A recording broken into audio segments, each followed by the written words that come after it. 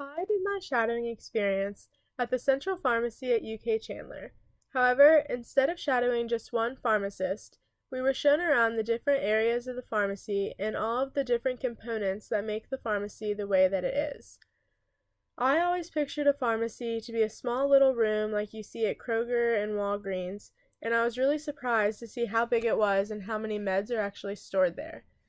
When we got there, they showed us the overstocked meds that they had extra stores of in case of an emergency.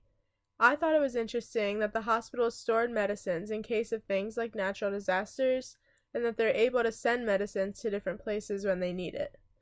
We also spent some time with the pharmacy workers who answer the phone calls from doctors and nurses, which I thought was really interesting to see the other side of the phone call. It would be a very stressful job to only have two people available to take calls from every floor of the hospital and to be able to either redirect them to the appropriate line or be able to answer their question. They also showed us how to track what medicines are in which Pyxis and how to make sure that the nurses have the medicines that they need when they need them, and if they aren't where they need to be, they find the quickest way to make them accessible. We also watched pills be packaged into the plastic squares they're delivered in. We saw drugs being packaged into their boxes, drugs being put into individual patient bags, and after the medicines are labeled and checked for each individual patient, they're placed in different baskets labeled for each delivery location.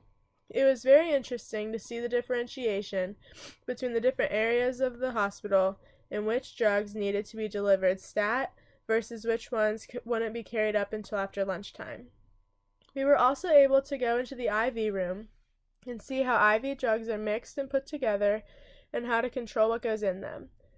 Before we left, we were able to go with a runner to deliver drugs to the floor and to make sure that there weren't any drugs that needed to be returned back to the pharmacy. When we went to the floors, we were able to communicate with the nurses there, and we even saw some other UK nursing students doing their clinical.